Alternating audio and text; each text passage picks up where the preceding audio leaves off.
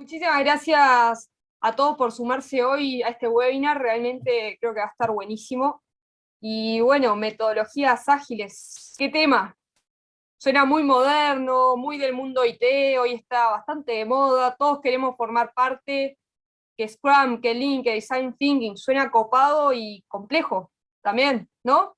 ¿Y qué tal si les digo que no es inalcanzable, no es imposible, que sí se puede aplicar y bien, y entonces se puede aplicar de forma que los proyectos fluyan de una mejor forma?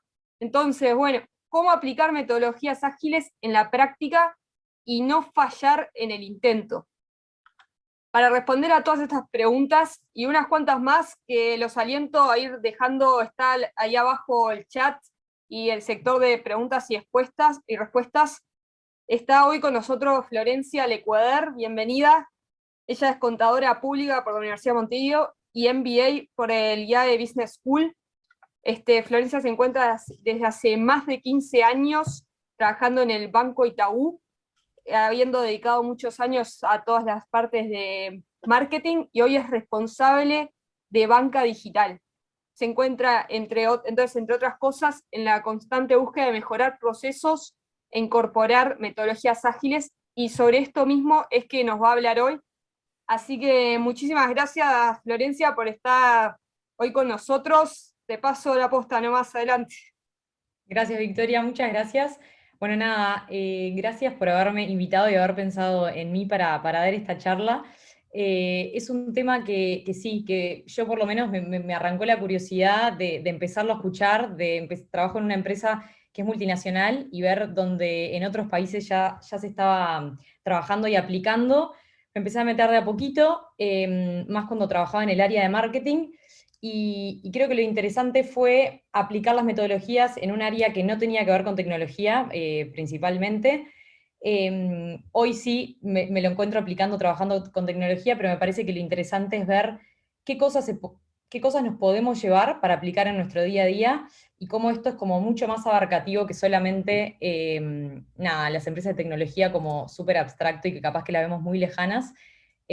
Así que nada, ojalá les sea útil, ojalá hagan muchas preguntas. Creo que lo más clave acá, más que la parte teórica, es la parte práctica, es ponerlo en la práctica. Así que nada, los invito a que me pregunten lo que sea. Lo peor que puede pasar es que no se los pueda contestar pero creo que con mis aprendizajes que voy teniendo hasta hoy, capaz que en alguna cosita los puedo ayudar a arrancar, por lo menos, que me parece que es la parte más importante. Voy a pasarles a proyectar. Ahí va. Avísenme si ven todo bien. Ahí ves la pantalla, Victoria. Se ve perfecto. De más. Bueno, ya me presentaron, así que no tengo mucho más para agregar.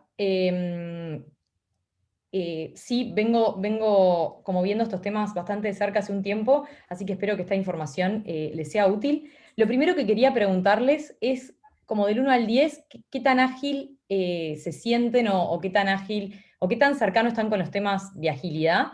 Creo que acá había una encuestita que habíamos armado para entender qué Ahí tanto fue la están. encuesta. Perfecto. Si la pueden contestar rapidito, es para entender si ya saben algo del tema, si no saben nada, cómo se sienten al respecto con este tema.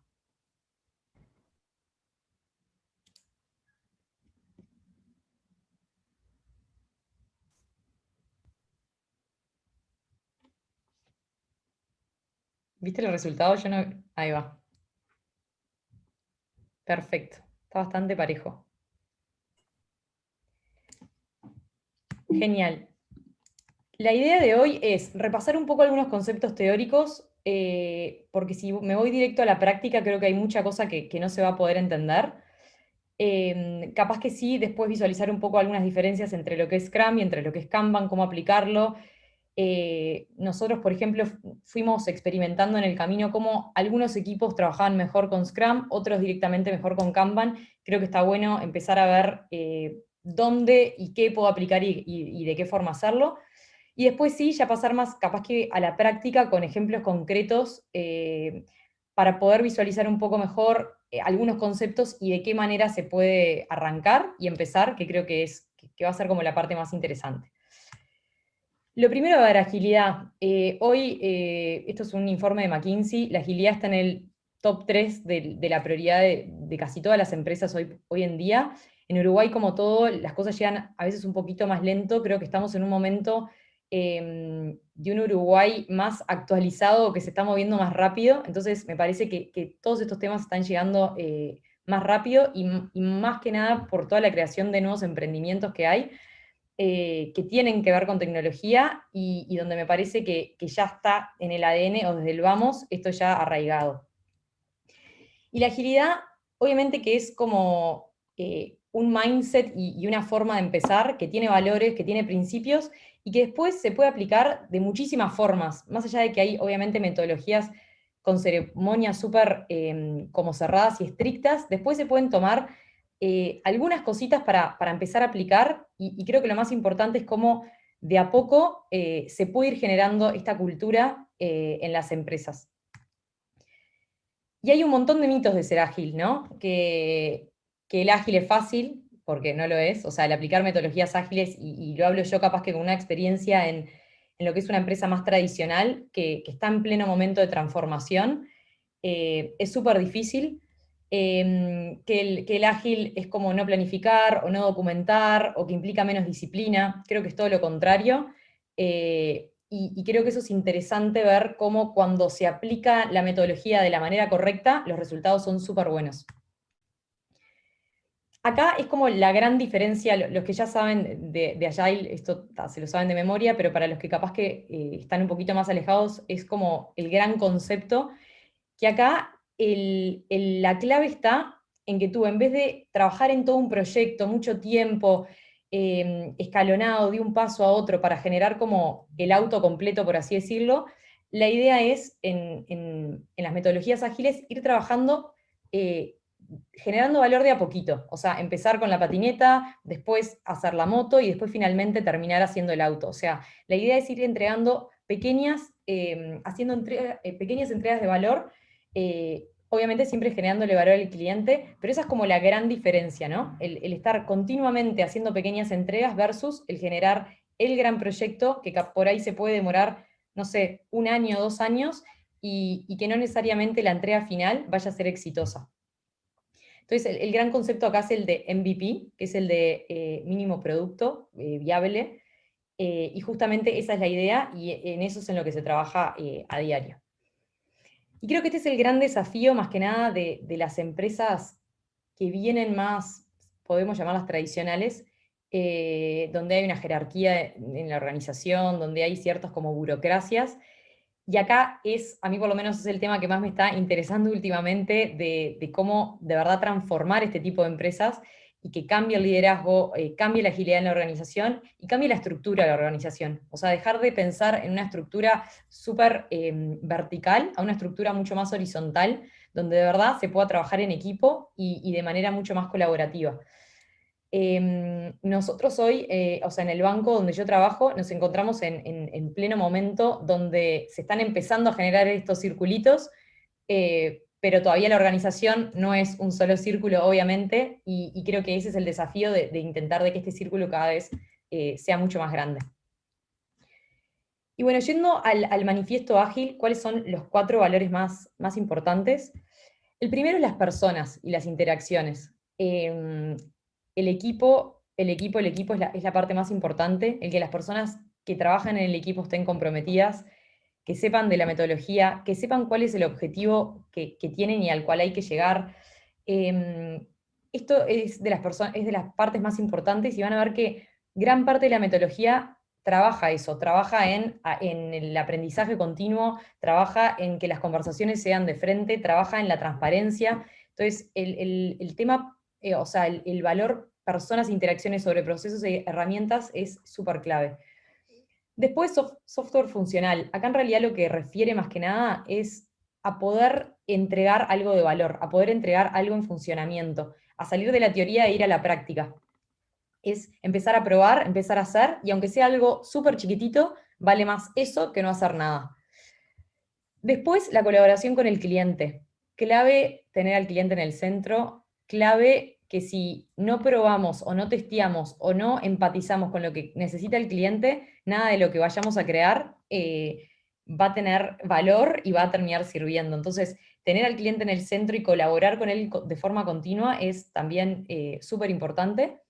Y después el responder al cambio. Hoy estamos viviendo en pleno cambio, ya creo que es de lo que más se ha hablado en estos últimos 2 años, y, y mucho se habla del tema, pero a veces cuesta un poco decirle que sí al cambio, ¿no? Y adaptarnos rápidamente, más que nada, el cambio de planes siempre generalmente duelen, y este responder al cambio y actuar a eso es también súper súper clave e importante. Y acá están los 12 principios, que obviamente es muy teórico, esto después se pasa a la práctica, pero algunas cosas que vengo diciendo y creo que está bueno repasar para cuando uno va a después enfrentarse con su equipo y ver, bueno, de todo esto, ¿no? Que creo que esto es lo más rico, poder llevar estos 12 principios y decir, ¿en cuáles estamos mejor? ¿En cuáles estamos peor? Y ni siquiera los estamos aplicando, ¿no? Porque creo que de ese cuestionamiento pueden empezar a surgir mejores prácticas para esto que yo decía antes de empezar de a poquito, ¿no? El satisfacer al cliente, cuánto estamos empatizando con el cliente, cuánto le estamos preguntando si lo que nosotros hacemos le interesa o no. Y acá no necesariamente hablo de un cliente externo, a veces trabajamos más en un área de operaciones y capaz que mi cliente es interno y yo puedo perfectamente también testear con él o trabajar para él o ella, y me parece que también está bueno que esto aplique para todo, ¿no? El tener algo que funciona y que esté en continuo progreso, el entregar algo que funcione todo el tiempo, o sea, no estar pensando en como que las cosas se hacen y se terminan, sino que en realidad eso tiene que seguir evolucionando, el trabajar juntos como equipo, la simplicidad, esto creo que es uno de los temas más importantes, el maximizar el decir que no. A veces queremos que las cosas que hacemos sean tan completas y tan perfectas y tan excelentes que nos falta mucho decir que no, y eso hace que lo atrasemos más, se complejice más, y finalmente los procesos terminen siendo más complicados. Y creo que eso va a intentar simplificar al máximo los procesos y las cosas que hacemos para después irle sumando pequeños nuevos atributos. Esto obviamente con el norte de perseguir la excelencia en cómo lo hacemos, ¿no? De que lo que hagamos sea de valor para el quien está del otro lado. Con equipos autoorganizados, acá lo más importante es que el equipo sea autónomo, que no dependa de un jefe o de que alguien que esté atrás. Y como decía antes, que el tema equipo y personas es de los más importantes. El que el equipo y cada persona que está en el equipo sepa cuál es su responsabilidad y qué es lo que tiene que hacer para eso, es la base. De eso va de la mano también que hayan individuos motivados.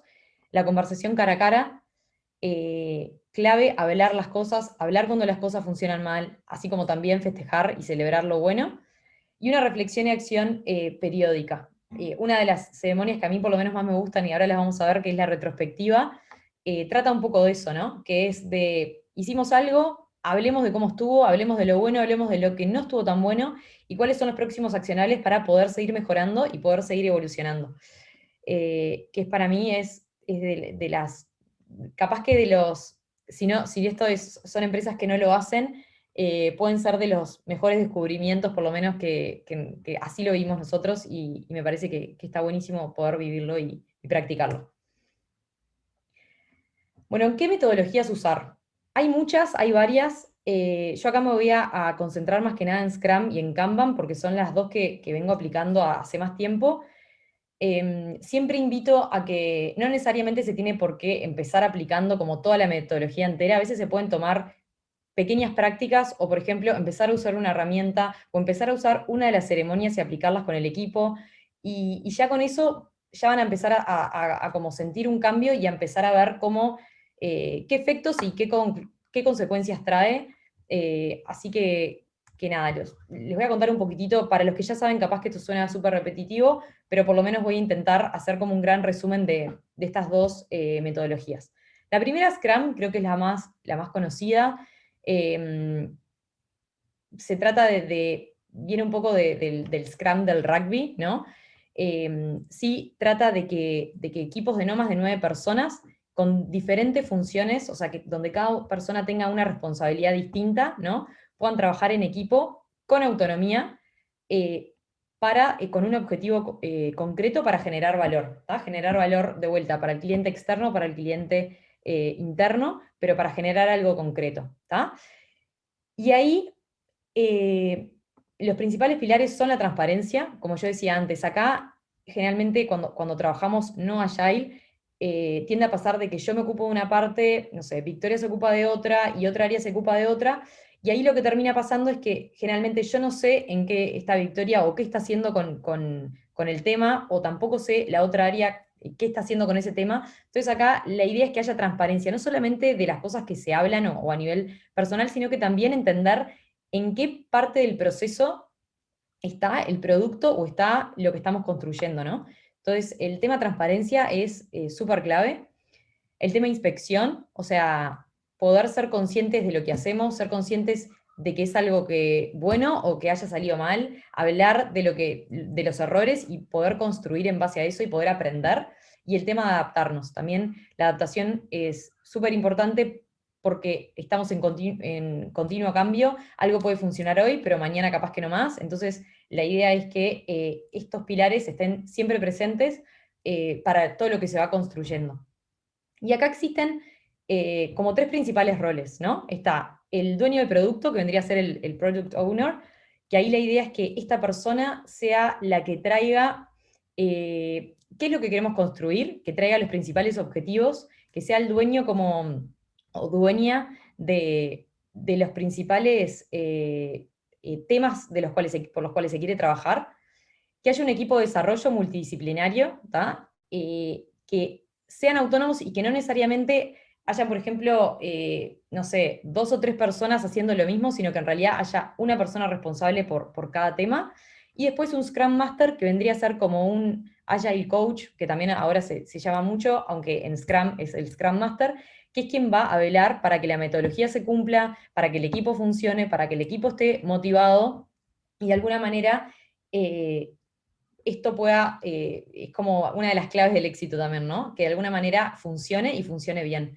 Nosotros, por ejemplo, en el banco, cuando empezamos a trabajar, el rol de Scrum Master no lo teníamos, ¿tá? Y creíamos que en realidad podíamos aplicar la metodología teniendo excepciones, que en realidad se puede salir así, está perfecto que hayan excepciones, porque obviamente es preferible hacerlo que no hacerlo, pero después nos dimos cuenta que la figura del Scrum Master era súper importante porque de alguna manera ordena, te va marcando en qué está fallando. No necesariamente las cosas empiezan a rodar y funcionan divino siempre, sino que en realidad hay momentos de más conflicto entre el equipo, hay momentos donde las cosas no salen bien, hay momentos donde ahí va, la teoría parece súper fácil y súper linda, por así decirlo, y en realidad no es tan sencilla. Entonces, el rol de Scrum Master ayuda mucho en eso, y nosotros ahora hace ya 1 año y medio que en realidad tenemos este rol activo y nos viene haciendo como de mucho, nada, nos está sirviendo un montón. Después, los artefactos, capaz que para los que están muy lejanos les suenan como palabras súper raras, pero tal, la idea es que haya como un backlog, que en realidad backlog a lo que refiere es que haya como una lista o una guía de todas las ideas, por así decirlo, de cosas que nos gustaría hacer, ¿tá? Para decirlo como simple y llano. Y obviamente la idea es que el dueño del producto pueda ir priorizando esa lista de cosas dependiendo de lo que cree y lo que después por testeos y cosas se van a ir viendo, de que genera mayor valor, ¿no? Entonces, hay como una gran lista de cosas para hacer, por así decirlo. Después, una vez que se planifica y se decide, ok, de toda esta lista vamos a hacer esto que está acá, el sprint backlog vendría a ser lo que se viene a trabajar más específicamente, y yo para hacer eso que decidí hacer, qué es todo lo que necesito, ¿no? Para poder llevarlo e implementarlo. Y después está el incremento propiamente dicho, que en realidad básicamente es en qué voy a generar valor y cómo voy a generar valor de una semana a la otra, o de un mes a otro, o en lo que yo me proponga hacer.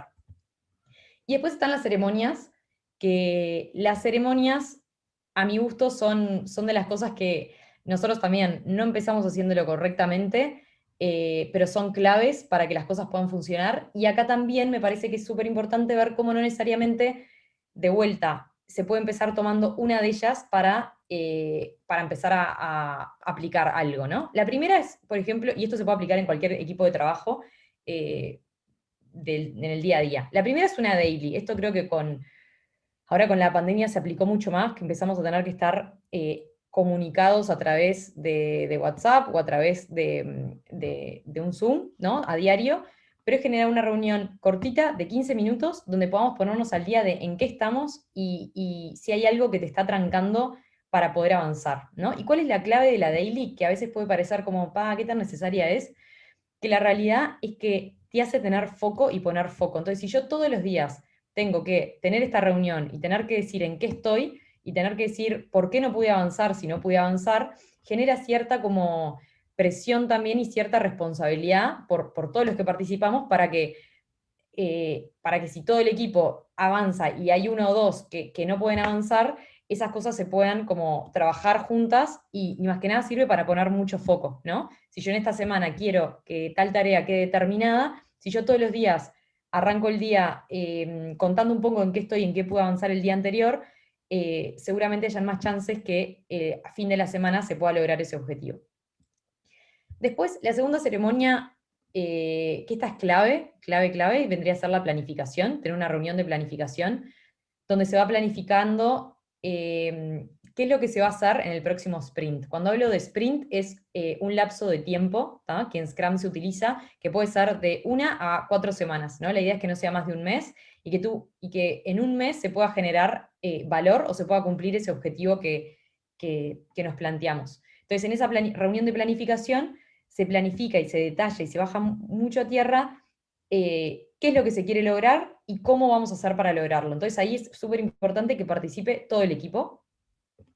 Y después, una vez que se va avanzando en ese sprint, o sea, llegada la semana o 2 semanas o el mes, depende de lo que uno se haya planteado, hay una reunión para revisar qué es lo que producimos, ¿no? O sea, si nosotros nos propusimos, en mi caso, que es un ejemplo que voy a traer después, una nueva funcionalidad, por ejemplo, para mi app, antes de que termine el sprint, lo voy a presentar, o sea, hago una demo, una demostración de lo que hice, y lo presento no necesariamente a mi equipo, sino que también invito a gente externa para que lo pueda evaluar y pueda opinar de lo que armé, para ver si podría ser como algo que pueda ya salir a producción, o sea, yo ya lo pueda poner a testear, o si tiene que, nada, seguirse trabajando hasta que logremos poder tener algo que sea de valor para el cliente o para el usuario. Y después, la última ceremonia, que para mí es de las más ricas y de las más importantes, que es la retrospectiva, donde acá se conversa sobre lo realizado. Después de un proyecto, o sea, después de que terminó el sprint, de que finalizó, nos juntamos y hablamos de lo que salió bien y de lo que no salió tan bien. Y de qué manera, bajando a tierra accionables, podemos mejorar. Entonces, esto sirve mucho para que el próximo sprint sea mejor y el siguiente sea mejor, y ser conscientes de alguna manera todo el equipo de los aprendizajes que se van tomando para que haya una evolución de alguna manera en la madurez del equipo y que cada vez se puedan hacer mejores entregas. ¿Hasta ahí vamos bien? ¿Qué más? Bueno, y acá un poco el cómo funciona este mundo o mundo de palabras que fui diciendo de vuelta. Para los que capaz que están más lejanos les suena súper abstracto, capaz que después lo vamos a ver mejor. Y para quienes ya lo conocen, creo que es algo como de la diaria, pero que igual a veces está bueno. A mí cada tanto me gusta volver a escuchar charlas sobre metodologías ágiles porque te hace reflexionar sobre si realmente estás aplicando todo bien o si todavía hay cosas donde se puede ir mejorando, ¿no? Entonces, como les decía, está el backlog, donde ahí está enlistado como de alguna manera todas las funcionalidades y todas las cosas que queremos hacer. Se realiza la planificación, que sería el sprint planning, y ahí de alguna manera se define cuál va a ser el backlog de todo lo que hay que hacer para que ese objetivo que nos planteamos se pueda lograr. El equipo de desarrollo va a estar trabajando en eso a diario y va a tener estas dailies o estas reuniones diarias todos los días hasta que se termine el sprint, que algo importante es que el sprint está bueno que siempre sea el mismo tiempo. O sea, si yo defino que mi sprint sea de 2 semanas, está bueno que siempre sea de 2 semanas y que no vaya cambiando, porque eso si no ya se te hace muy difícil después poder aprender de tus ciclos y aprender de tus tiempos y de los tiempos del equipo. Y una vez termina el sprint y ya tenemos como un posible entregable, se hace la review, donde se valida o donde de alguna manera se testea el producto, para tener el incremental de producto. Que no necesariamente, de vuelta, volviendo como al inicio de la charla, no tiene que ser un producto completo, final, sino una pequeña entrega de valor. Siempre teniendo en cuenta la transparencia, la inspección y la adaptación. Después el Kanban. En Kanban, nosotros, por ejemplo, algo que vimos, nosotros hubo algunos equipos que empezaron trabajando con Scrum, y en el camino se fueron dando cuenta de que no necesariamente necesitaban sprints, ¿no? O sea, que no necesariamente necesitaban tiempos de trabajo de 2 semanas tan fijos, porque lo que nos terminaba pasando es que muchas veces era más la frustración porque pasaba el tiempo y no necesariamente habíamos logrado algo de valor. ¿tá? Entonces, ahí en varias charlas con el Scrum Master de ese momento, dijimos, ok, ¿por qué no probamos Kanban? Donde en realidad no tenemos tan estructurado el lapso del tiempo, sino que más que nada sí sabemos qué objetivos tenemos que tener y qué cosas tenemos que ir trabajando, pero no necesariamente estamos como tan urgidos por el tiempo, porque lo que terminaba pasando era que no se terminaban las cosas en tiempo y forma. ¿tá? Entonces, ¿de dónde viene el Kanban? Kan es más de lo visual y el Ban de tarjetas. Y acá les traje un ejemplo, capaz que algunos conocen Trello o Jira. Nosotros en realidad en el banco usamos Jira, que es lo que más usamos. Acá les traje simplemente un tablero mío viejo que tenía en Trello para que puedan ver qué significa, ¿no? Entonces, en Kanban vos tenés, que esto lo podés armar a tu forma, pero la idea es que tengas un listado de las cosas que tenés para hacer, qué es todo lo que tenés encaminado o que se está haciendo, y todo lo que ya fuiste y ya dejaste pronto, ¿no? Entonces, de alguna manera tú vas viendo cómo esas tarjetas se van moviendo de lugar y vas viendo qué es responsabilidad de cada uno, y de vuelta podés aplicar las dailies, donde a diario se va viendo, bueno, dentro de esta tarjeta, qué es lo que había para hacer, y si finalmente la voy a poder ir como moviendo de casillero, o si sigue quedando como para hacer o en proceso mucho tiempo, es empezar a revisar, bueno, cómo podemos hacer para agilizar esos tiempos, ¿no? Esto no quiere decir que no se haga inspección en los tiempos y en intentar continuamente mejorarlos. Creo que esa justamente es la clave, y por lo menos en lo que tanto yo como mis equipos intentamos hacer, y creo que es como hoy lo que más nos desvela en general en las empresas, que es que los procesos sean más ágiles, el poder avanzar más rápido o de alguna manera sentir que así lo estamos haciendo. Entonces sí es importante poder revisar continuamente los procesos, pero el Kanban sirve mucho para tener más work in progress y no necesariamente tener tiempos y lapsos de tiempo como estáticos. ¿tá? Acá simplemente les traje un ejemplo para los que no lo usan. Creo que justo el otro día me llamó alguien de un área de operaciones, nada que ver, y me dijo, tengo muchas ganas de poder empezar a aplicar alguna parte de la metodología, ¿cómo puedo hacer? Entonces ahí lo que yo le comenté es, mirá, bajate Trello, empezá a ver cuáles son tus tareas que tenés a diario, ¿no? Cuáles tenés en proceso y cuáles terminás al final de la semana, y de alguna manera esto lo podés transparentar con tu equipo, porque tú a estos boards podés invitar a las personas que quieras, las podés empezar a tallar o hacer comentarios, y de alguna manera todo tu trabajo, mismo hasta con tu jefa o con tu jefe, se puede empezar a transparentar y a ver también cómo es tu productividad, ¿no? Que muchas veces pasa de que uno no sabe en qué está el otro, o no se sabe en qué está u otra área u otra persona trabajando, y acá de alguna manera se transparenta todo el trabajo y en qué está el día a día de tanto de un equipo como de una persona.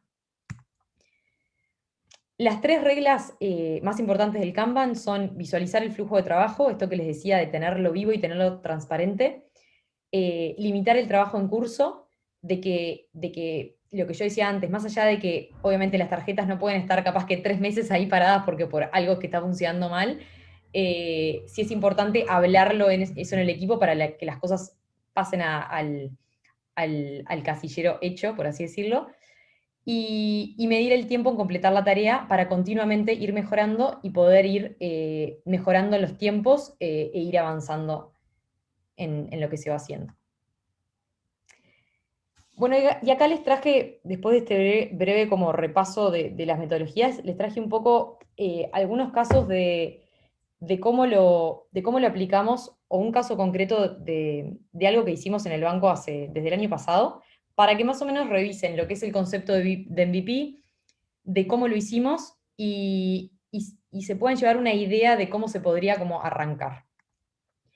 Entonces les traje un ejemplo de ahorro programado, ¿tá? Nosotros en el banco 2 años atrás, o sea, vos podías hacer transferencias, pero de alguna manera tenías que hacerlas siempre como en el momento. No podías programar una transferencia, ¿tá? Entonces como que el gran sueño era, bueno, ¿por qué no tenemos ahorro programado? Que tú puedas programar todos los meses, ahorrar, no sé, $100, $200, y que eso se te vaya a una caja de ahorro dólares. Pero para empezar dijimos, ¿cómo podemos hacer? Bueno, primero contarles cómo estaba el equipo armado. Acá teníamos una PO, alguien de tecnología, alguien de BI para tener un poco de datos y sacar datos de los clientes, alguien de marketing, obviamente, siempre para poder comunicarlo, y alguien más de UX, ¿está? Este es un equipo concreto que hay en el banco. No puse los nombres porque está, pero sí para que sepan como cuáles eran las funcionalidades o cuál es el valor de cada uno en el equipo. ¿Tá? El PO en realidad fue quien trajo el objetivo o esta nueva funcionalidad para hacer, que era el de ahorro programado. Más que nada porque esto salió también de una encuesta a clientes donde todo el tema ahorro y educación financiera había salido un montón. Entonces teníamos como ese insight para poder empezar a trabajarlo. Después, el encargado de tecnología, obviamente porque junto a los desarrolladores es quien tiene que implementarlo. El de Business Intelligence, en realidad, lo que más trajo sobre la mesa es empezar a entender de la base de clientes que teníamos, quiénes eran prospects o posibles clientes que les podría llegar a interesar esta funcionalidad y poder interiorizarse, profundizar en todo eso. Marketing, obviamente, más que nada para el lado de comunicación. Y UX para que la experiencia del usuario sea la mejor o sea la más, nada, lo más favorable para el cliente. Entonces acá empezamos en agosto del 2020 con la transferencia programada, ¿tá? Donde hicimos algo súper simple, donde había una cuenta de origen, el monto o una cuenta de destino, y que vos lo puedas programar una vez, ¿tá? Entonces vos elegías el día, por ejemplo, en el que querías pagar, y podías programar esa transferencia, ya sea para pagar el alquiler, para pagarle, no sé, la mesada a tu hijo, para lo que sea, podías programarlo, pero podías programarlo una vez, ¿tá? Entonces, lo primero que hicimos fue, ok, antes de salir con esto y antes de gastar horas y tiempo en desarrollo y obviamente dinero, lo que hicimos fue hacer un testeo con clientes para entender si efectivamente esto podría ser algo de valor, ¿tá? De esa encuesta salió que sí, y que esto podría ser algo como súper valorado, porque mucha gente quiere programar una transferencia y olvidarse del tema. Entonces ahí teníamos como la primera prueba para decir, ok, avancemos en esto. Una vez lo tuvimos y tuvimos algo como para testear, de vuelta, llamamos a algunos clientes, primero colaboradores internos y después a algún cliente como para probar el flujo y la experiencia para ver si lo veían favorable, si lo entendían.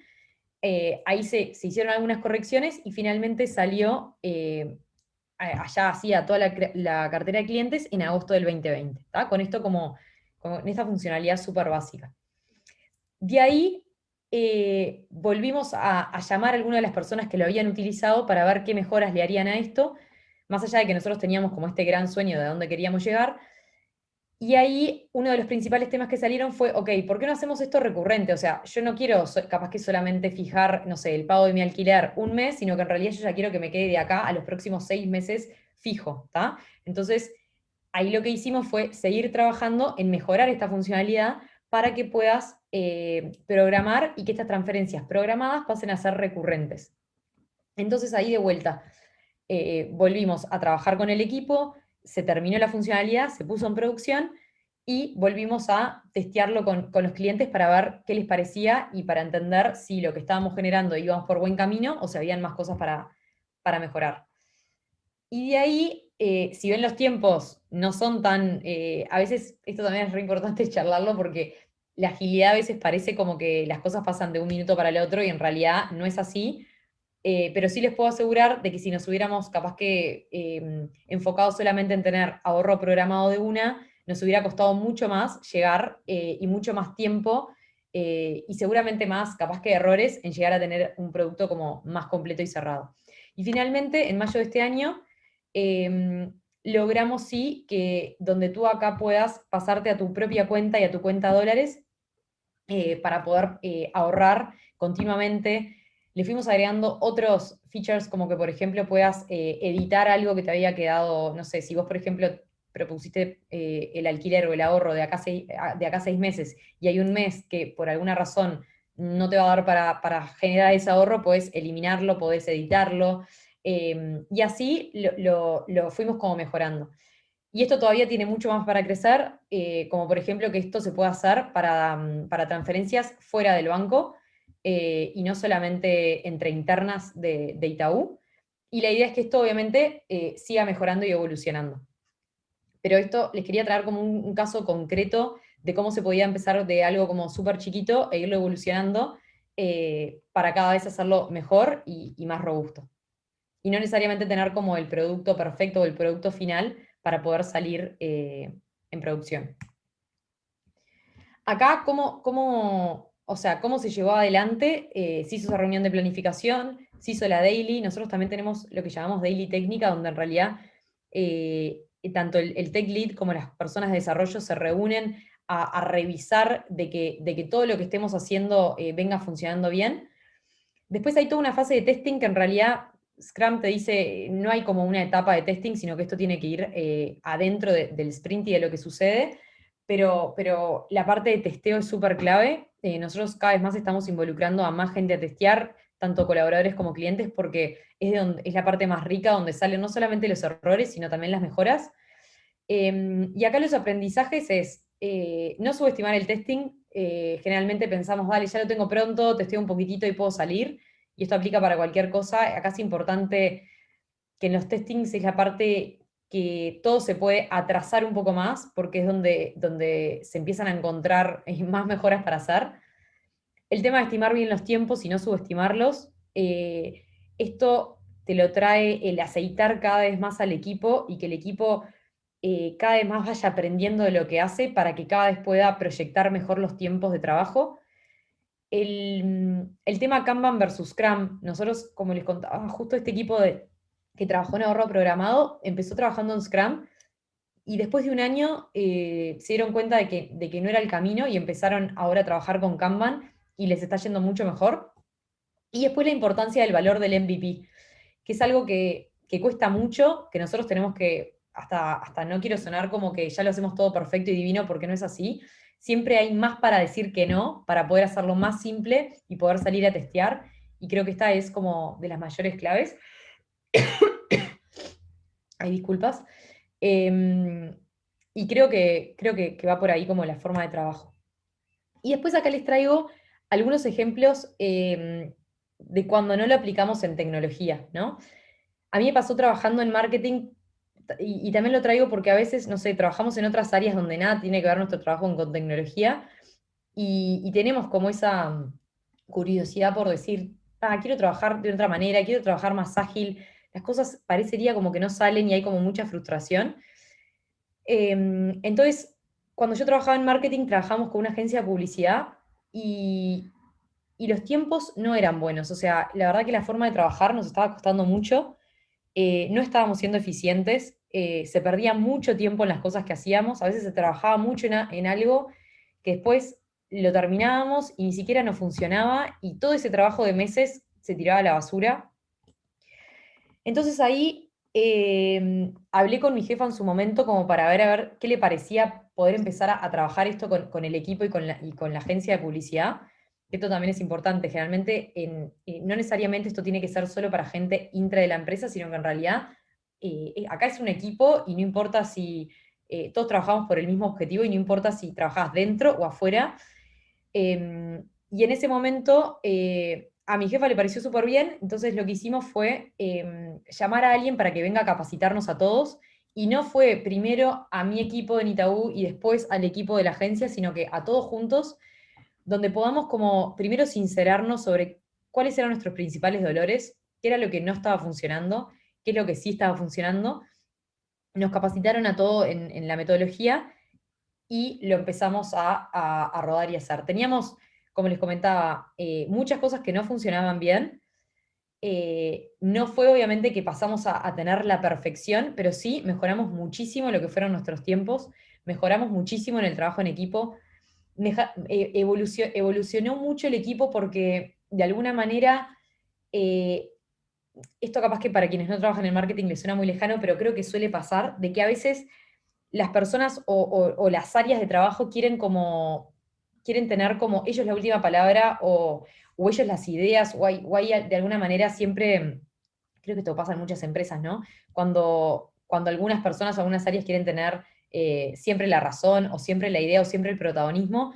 Acá en metodologías ágiles se trata de todo lo contrario, de que el protagonismo o no se lo lleva una persona, sino que se lo lleva un equipo entero, porque todo el equipo hace de que las cosas funcionen y que salgan. Em, entonces, cuando en las agencias de publicidad o en las ideas está mucho esto de yo te traigo la idea y es mi idea, acá en realidad eso pasa a ser algo como de todo el equipo y perfectamente la idea podía surgir de alguien de la agencia como de alguien interno dentro del banco y empezamos a trabajar mucho mejor. Em, entonces acá lo que hicimos fue armar este mismo equipo que yo les traía como de mi actual puesto ahora en tecnología, pero acá lo traje como llevado a otro caso, ¿está?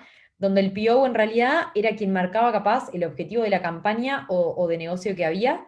Teníamos un diseñador o diseñadora, alguien en medios, alguien en producción y alguien que se enfocaba en prensa. ¿Tá? Entonces había una persona de cada rubro sentado sobre la mesa, participando de las reuniones diarias, participando de los proyectos, y de alguna manera empezamos a ver cómo los tiempos empezaron a cortar un montón y empezamos a poder darle valor al cliente y soluciones acá concretas que eran de comunicación al quien estaba del otro lado, simplemente por trabajar de una manera distinta.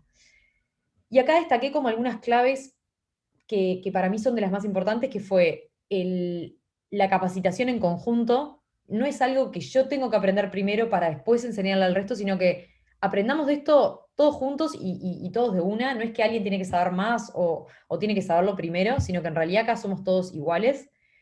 El usar una misma herramienta de gestión de gestor de tareas con la agencia, también nosotros era como que trabajábamos por una parte en el banco y por otra parte en la agencia, y en realidad empezamos a tener un gestor de tareas como de vuelta, puede ser Jira, puede ser Trello, puede ser algo en común, pero donde ambas partes podamos entender cómo viene ese trabajo, de quién es la responsabilidad, quién tiene que hacerlo para que las cosas fluyan mucho más.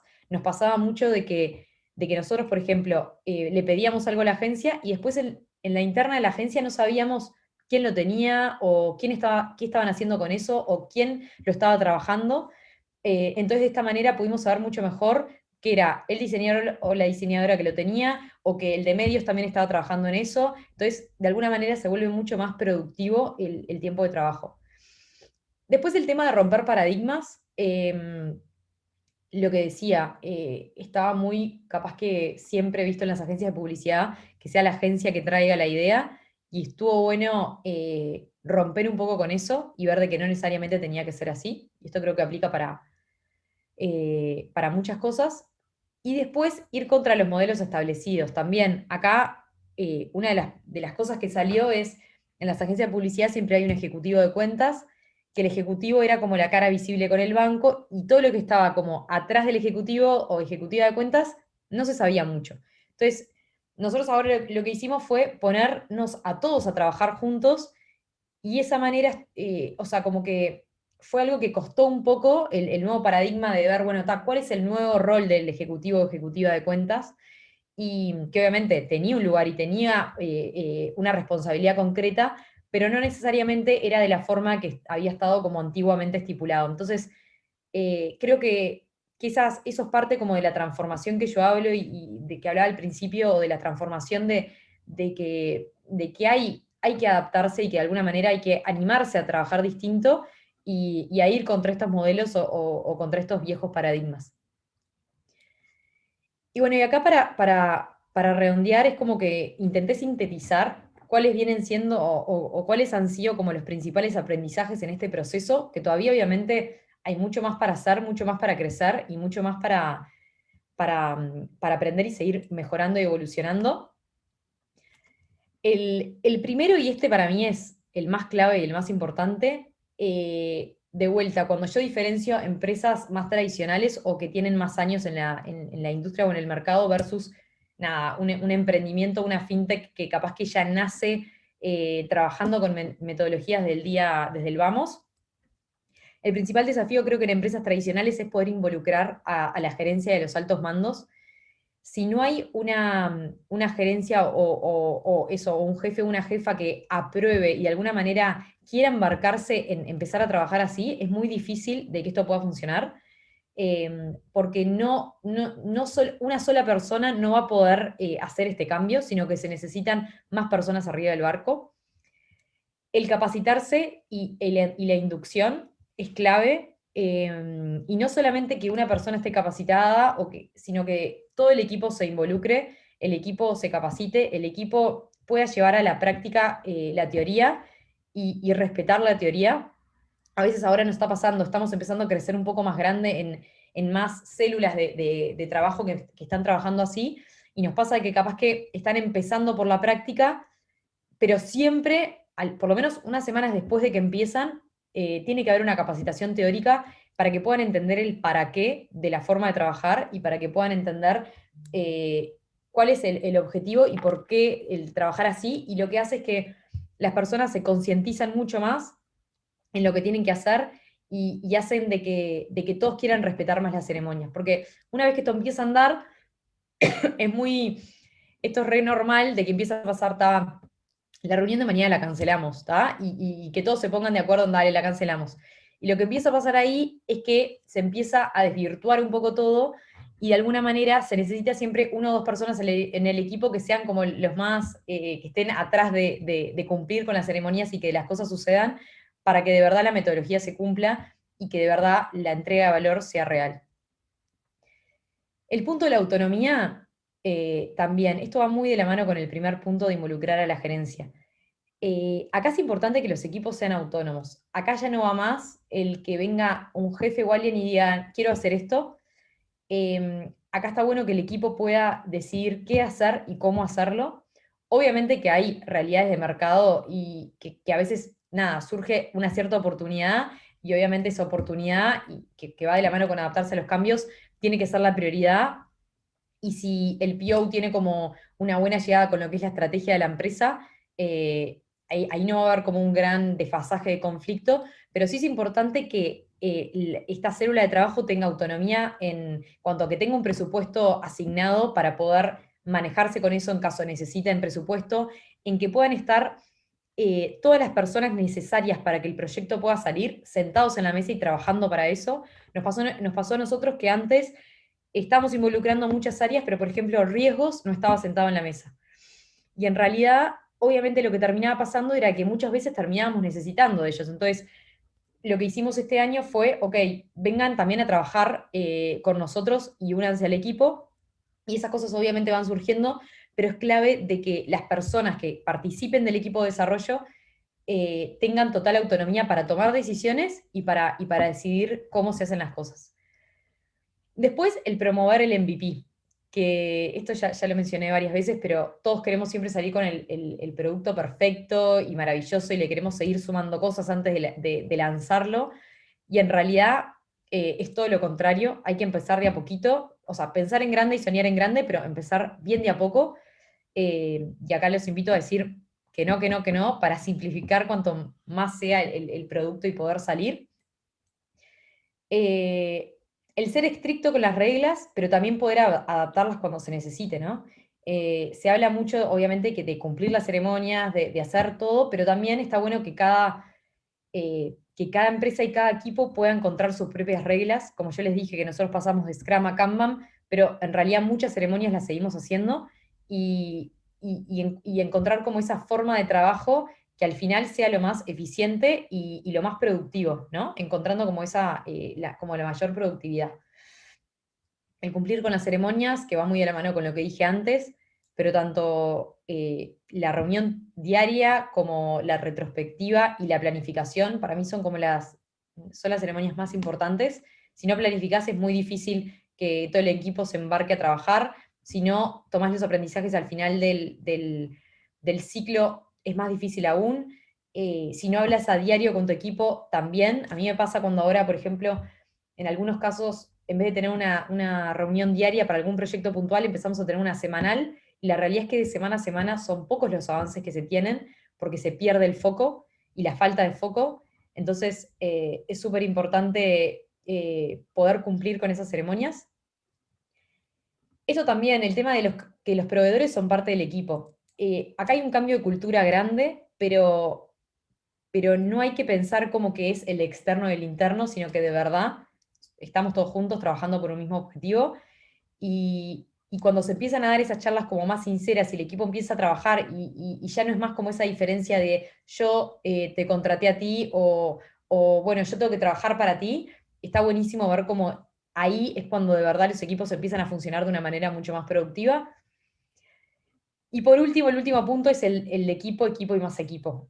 Hay que hacer mucho énfasis en que el equipo esté motivado, en generar reuniones con el equipo, en cuando algo no funciona bien, y esto pasa en cualquier equipo de trabajo, de que a veces no necesariamente la química entre las personas es la mejor, hay que actuar sobre eso, hay que hablar de los temas. Nosotros en nuestras primeras retrospectivas había esta gente llorando capaz, y está bueno ver cómo eso hace que las personas vayan evolucionando y de alguna manera se rompan ciertos prejuicios o ciertas barreras de cosas o tabúes o mitos de cosas que no se hablan. Eh, y nada, y es como súper importante estar continuamente monitoreando de que el equipo esté comprometido y nada, y esté como en el mismo barco. Y acá los invito a empezar de a poco y a probar. Creo que es como la clave más importante. Quien no prueba seguramente avance menos o sea, que el que no se anima a probar. Los invito a romper un poco esos paradigmas o esas charlas a veces en empresas más tradicionales cuesta un poco más, pero está bueno tenerlas y desafiarnos a eso. Y por ahí va un poco, nada, lo que traje. Eh, Nada, quise resumir un poco mi caso llevado a la práctica. Hay muchísimos casos más, pero acá traje como un breve resumen. Así que nada, los invito a hacerme las preguntas que quieran. También les dejo acá mi contacto por si quieren escribirme o nada, hacerme preguntas o lo que les interese.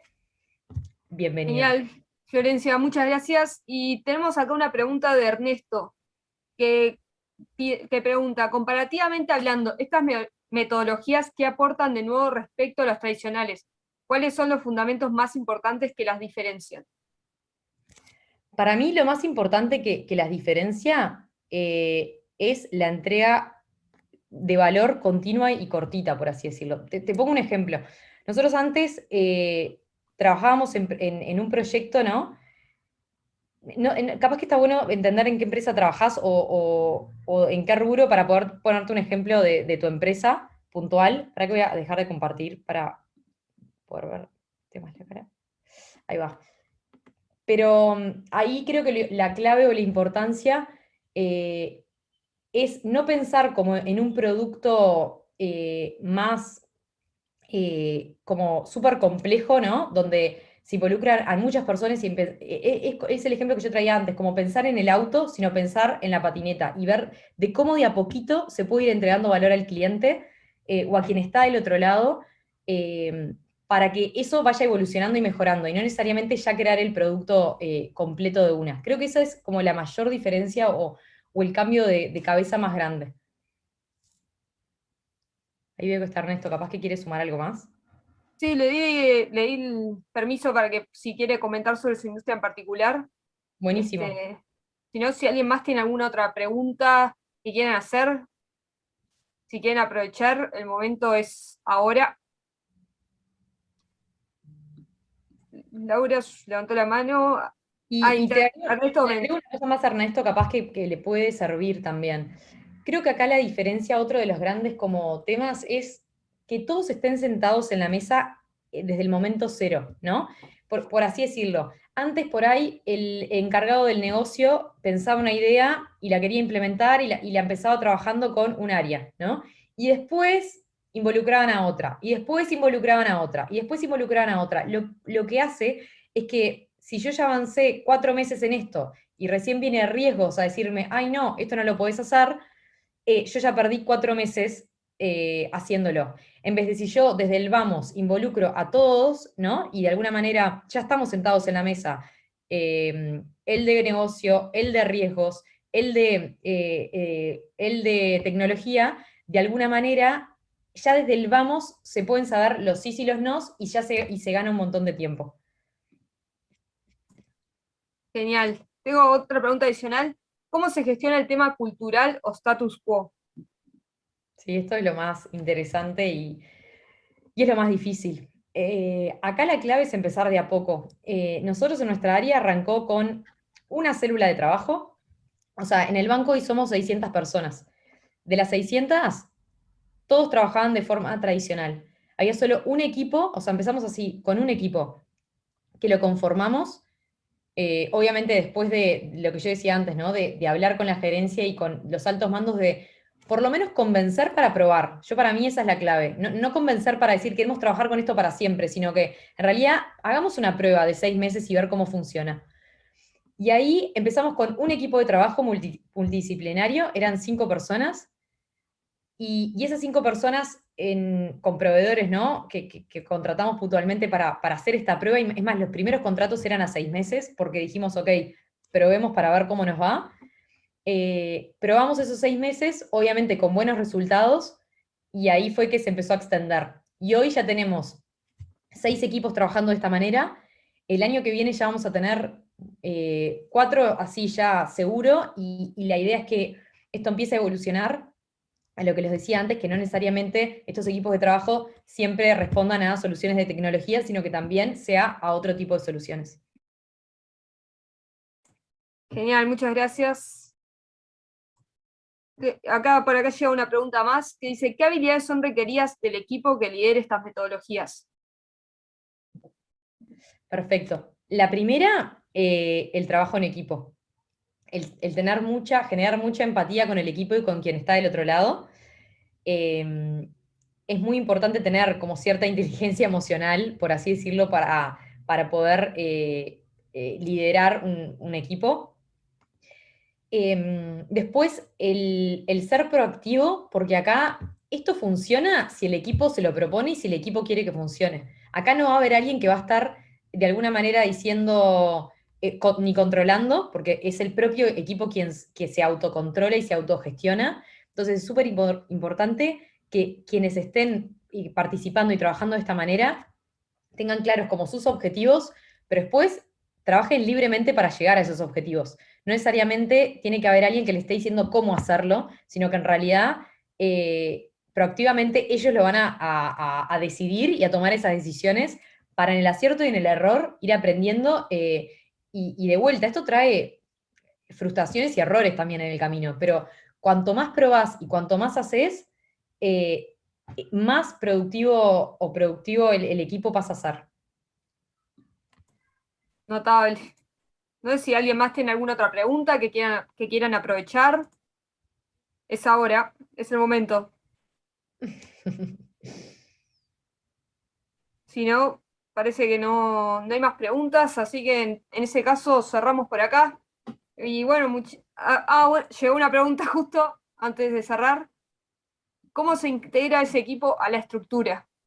Perfecto, súper interesante esta pregunta. Hoy por hoy lo tenemos así. Cada una de estas personas que trabajan en el equipo tienen distintos jefes, ¿no? O sea, por ejemplo, quien participa de marketing, su jefa está en marketing. Quien participa de sistemas, su jefe está en sistemas. Quien participa de BI, su equipo también está, su jefe o jefa está en datos. Entonces, eso es, cuando nosotros arrancamos, fue un tremendo desafío, cambio de paradigma, porque de alguna manera estamos súper acostumbrados a que él o la jefa esté súper atrás de las metas, de alguna manera muy cerca de cómo trabaja esa persona, y en realidad acá se utilizan otras formas de medir y de alguna manera el jefe pasa a estar cerca de esa persona de otra manera, ¿no? O sea, es un cambio de paradigma, pero ese es como, para que también funcione, por ejemplo, el PO o la PO no tendría que ser el jefe de todo ese equipo, porque ahí ya toda la metodología y todo lo que yo les conté se cae al piso. Entonces es súper importante que los jefes no estén dentro de este equipo de trabajo. Genial, ahora sí creo que no tenemos más preguntas. Así que bueno, muchas gracias Florencia por tu tiempo y por habernos contado todo esto y por haber compartido con nosotros toda tu experiencia tan enriquecedora. Y muchas gracias a todos los que se han sumado hoy. Gracias también a quienes fueron haciendo preguntas, que van enriqueciendo también la exposición. Y, y bueno, nada, será hasta la Victoria, muchas próxima. Muchas gracias a ti. gracias. Muchas gracias a ti. Chau, chau. Hasta luego.